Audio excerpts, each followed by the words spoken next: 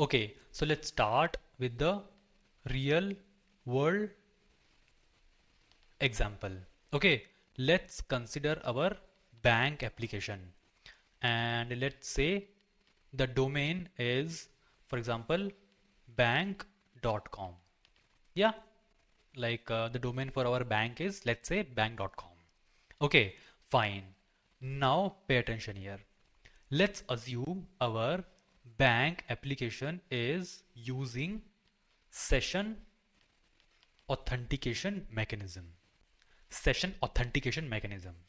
Okay, we're going to cover everything, and then we'll assume that our bank using the JWT authentication mechanism, and then we'll see what and why we will prefer JWT over session. What's gone wrong with the session authentication mechanism?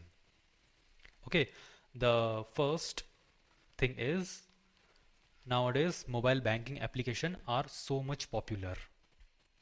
Okay, and due to these mobile banking application, we will not prefer using session authentication because the solution become so much complex. Okay, we'll see everything. We'll understand everything from basic to beginner to advanced. That's why this video is most important video. Okay, fine. So let's start. And yeah, so please pay attention, stay focused, and keep your phone on silent. And one more thing, if you haven't subscribed, then please subscribe my channel. Okay, consider this is our user. Okay, user wants to log in, and this is our bank application open in the browser. Mobile app browser. That's why I mentioned the browser. Okay, fine. So this is our bank application. Okay, so user wants to log in, and this is our login form for particular bank. This is the login, username, password. So user entered the username, user entered the password, and user clicked on the login. Once user clicked on the login, browser sends the HTTP request. Browser sends a request. Browser requesting the resources. Okay, so HTTP request which contain these credentials, username and password. Okay, fine. Server extract this credential and verifies against the database. Check the database whether the user exists or not. Okay, so this is the server. Fine. Once the authentication, the very first point, on successful authentication, once the user verifies, done, then server's job. Okay, the very first thing server creates is, server creates a HTTP session object. Server creates a HTTP session object. Okay, then server generates a unique ID. Okay, session ID for this session object. Okay, for this session, server generates a unique ID. It follows a few algorithm and generates a session ID. Okay, unique session ID. Next, and yeah, one more thing. Server creates a HTTP session. Where? Ask me where. Yeah, so by default, server allocates the session in the server memory itself. By default in memory. Okay, but we are considering the bank application. Okay, security comes first. So we'll create another database for that to store the session related data. Okay, we need to add the Spring Session dependency or Redis, or we'll just use the Postgres, any other database to store the session related data. Fine. Another question from your side, that we have also created so many Spring Boot apps, but we haven't created another database or configured or add the dependencies for another database to store this session object. The first thing, you never know what's going on behind the scenes. I told you that by default the server allocates a specific space in its memory, server memory, by default. Okay, that's why you never know. Okay, but you have to know that. Okay, interview preparation. Fine. Okay, so let's consider another database we have considered configured for the to storing the HTTP session related data. Okay, fine. So create the HTTP session, then generates a unique ID, session ID, and then server stores the logged in user info. One second. Information. Okay, here. See here. On successful authentication, server creates a record here in this database. We'll call it as a session record to store the data associated with the session. What data? Once user logged in. Okay, server verify these data, these credentials, user logged in credentials against the database. Okay, verified. Then server starts its job, that is creates a session. Okay, generates a unique ID for that session. Okay, then stored the logged in user information, okay, with the session here. Okay, because see, this is the database we've created to store the session data, the data associated with the session. What data? The logged in user data. Okay, is stored in this database. Fine. Server job is done. One more job is remaining. So this is setting the session cookie. Okay, fine. Setting the session cookie. What it is. Okay, now it's time for response. HTTP response. Server sends back the response to the client browser. In response,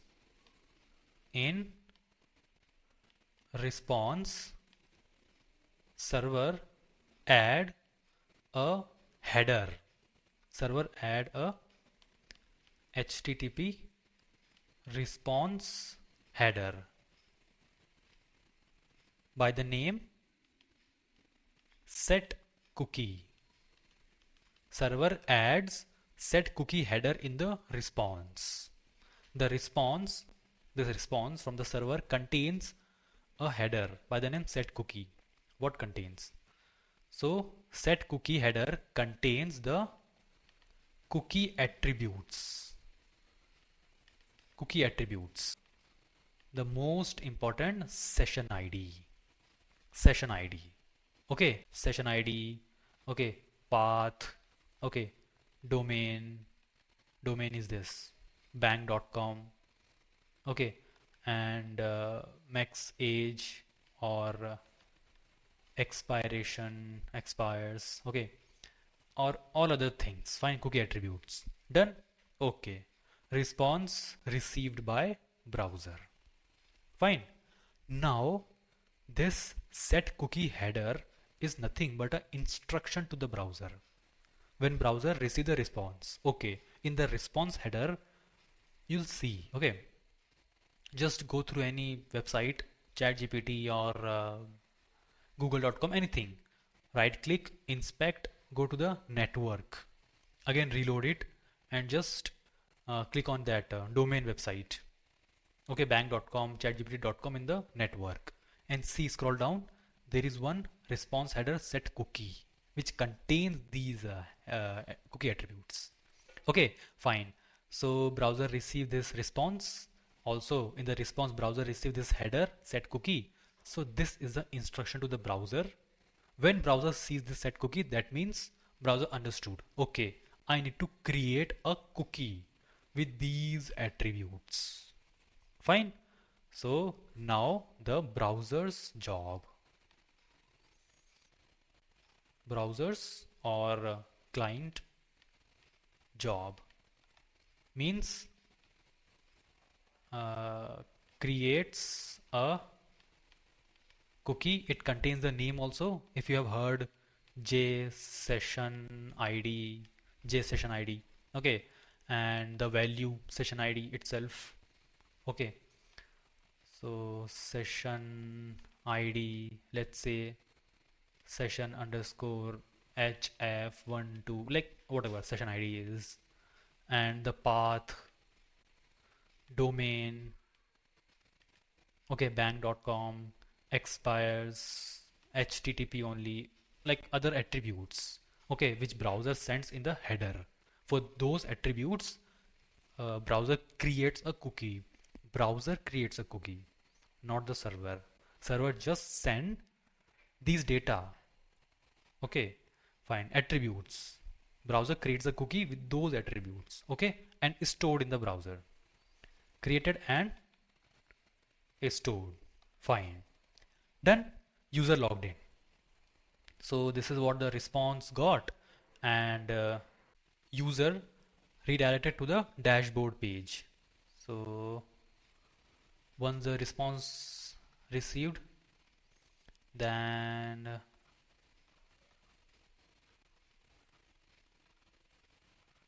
okay, so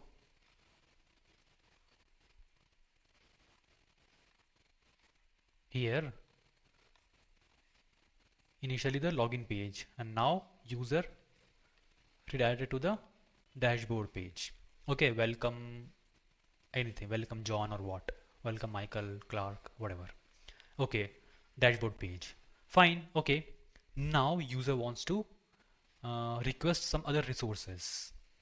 User wants to view the balance, user wants to deposit, user wants to do some wire transfer, user wants to some do the withdrawal, whatever. Request some resources. Okay.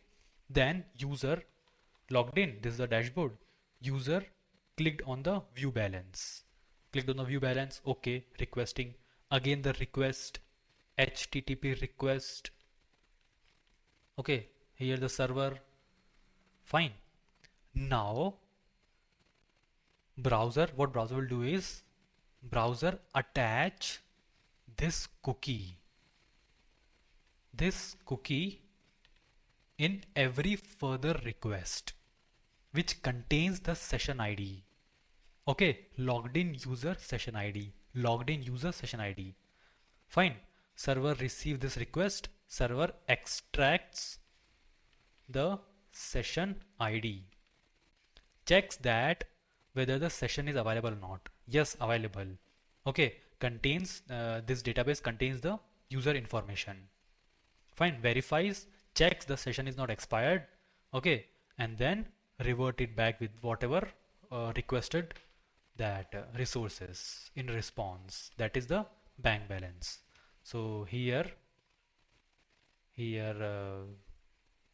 is balance and whatever dollar 1.5 million. Okay, 1.5 million. Fine, whatever balance is. So server respond with the requested data. Fine, this is what. Now you might be asking that after login, why browser attach the cookie so that user should not have to re-log in again. Cookie contains the session ID. Session ID. Session ID logged in user session ID. Okay, server extract the session ID and sees, okay, this user is logged in.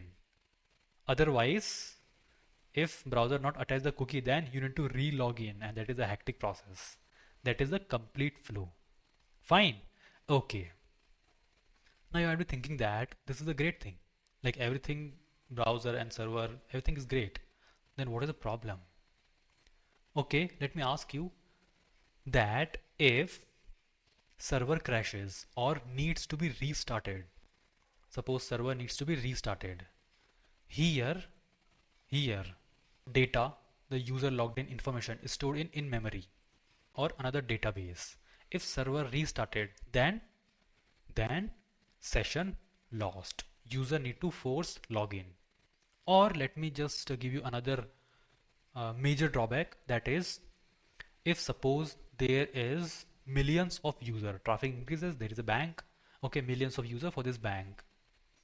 For each and every request, the request is coming, fine, and then server needs to hit this database, okay, to to check the information, user logged in information.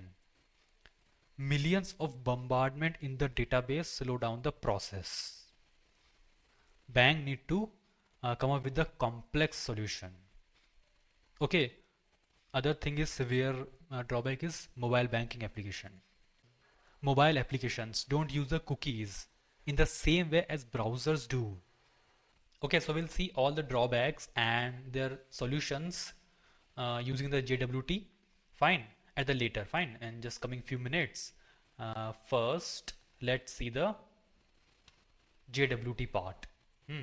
Okay, so now initially our bank is using the session authentication.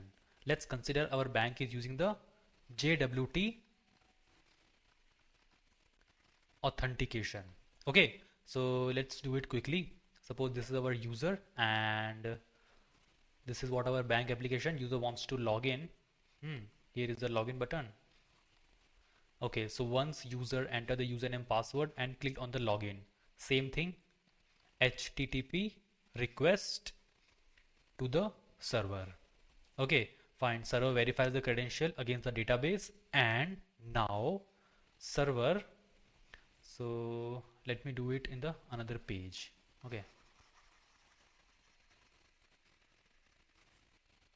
fine. Okay, so the second is JWT authentication. So here is my user, here is our bank application,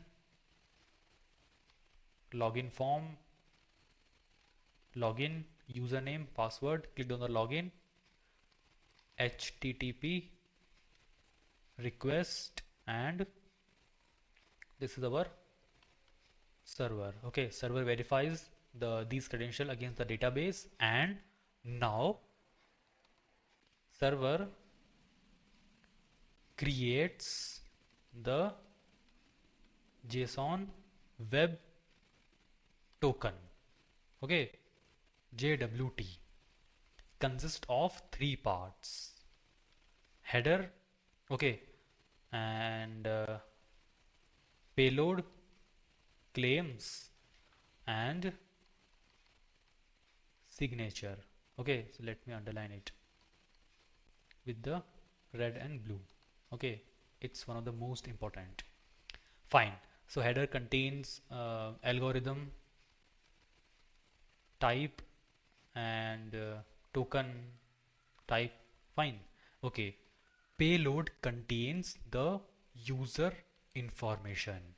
Just pay attention, payload contains entire user information. Okay, in the JWT consists of three parts: header, payload, signature. In the payload, it contains entire user information, user ID, user username, subject, issued at, expiration time, and other custom claims. Fine, here is the difference.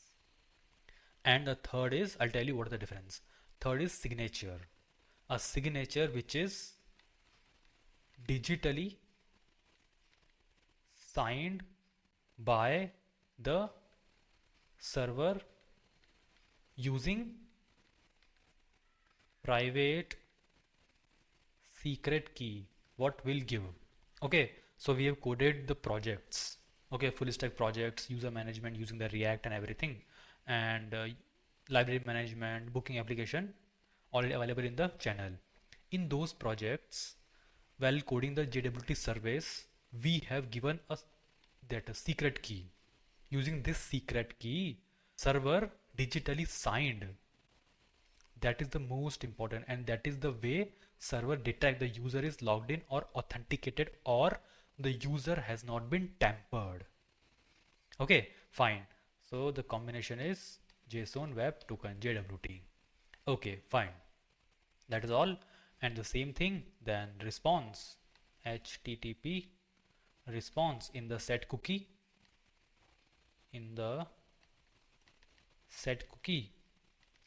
okay, and for all the further request, okay, once the user is logged in, just like this, yeah, once user is logged in, so if user requests the view balance, deposit or whatever, So for all further requests, browser attach that cookie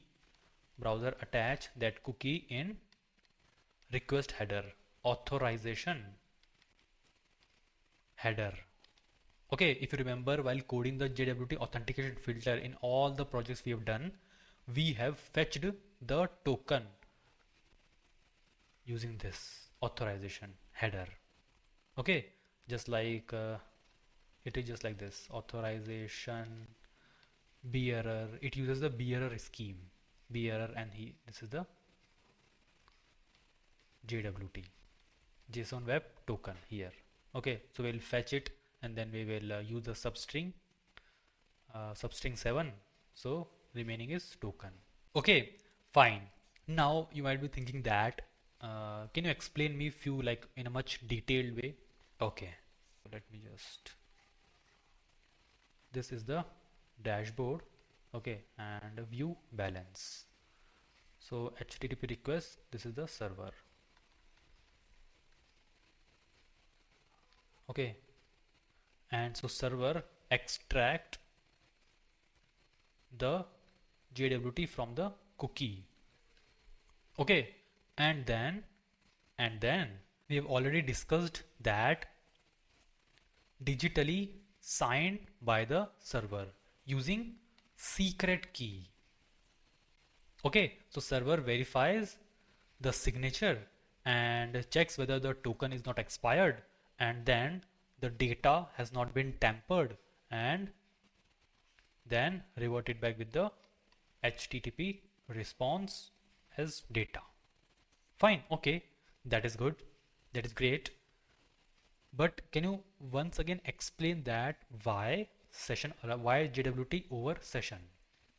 The first thing is data loss. Okay, we all know that JWT, JSON web tokens, are stateless. That means it itself contains the entire data. A JWT which was sent by the server, it itself contains in the payload contains the user information, entire data. Not in case of session authentication. Where is that? Yeah, the server only sends or transmits the session ID. Okay, only the session ID. But in case of JWT contains all the data. There is no any chance of data loss. Fine. Second thing is, yeah, one more thing.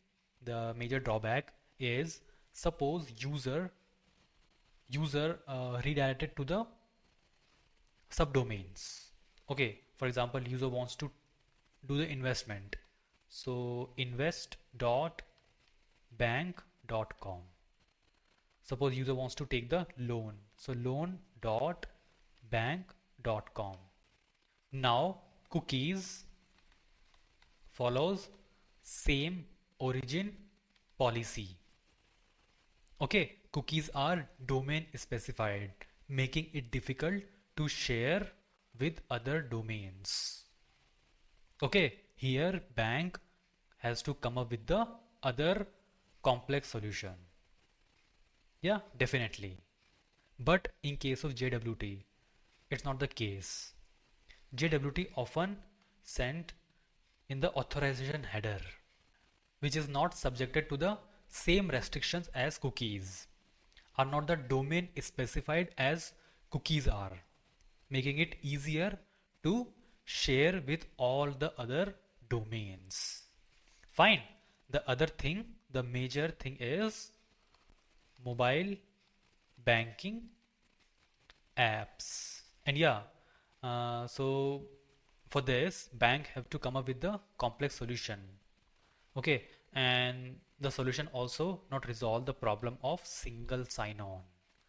Okay, which JWT gives. Fine. Okay. Now the mobile banking application most popular nowadays and in the future. But mobile apps don't use the cookies as the browsers do. Definitely bank has to come up with the token based solution. Ended up in managing two authentication session token based rather using the token based for both the platform. Okay, get my point? Got it? Okay. See here, this is our mobile app. Okay, login form and login button, user and server. So user, username, password, and click on the login. User logged in. Okay, then HTTP request, and then server issue the JWT.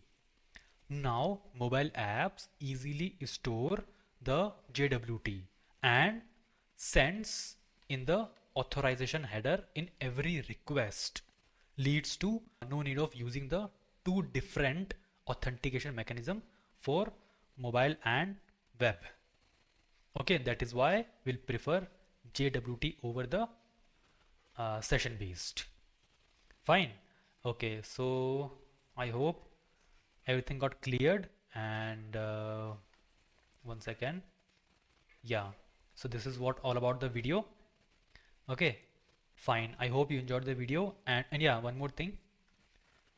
Next video, like we have done the library management project, movie booking application, user management. This is the full stack project, React plus backend, and then now I'm planning to start the React series. Okay, complete React series, plus it includes the lab activity also. Okay, you're going to love it, really awesome, plus the projects along with it. Okay, fine. Okay, so I hope you enjoyed the video. If you enjoyed, then please subscribe, share, like, and thank you.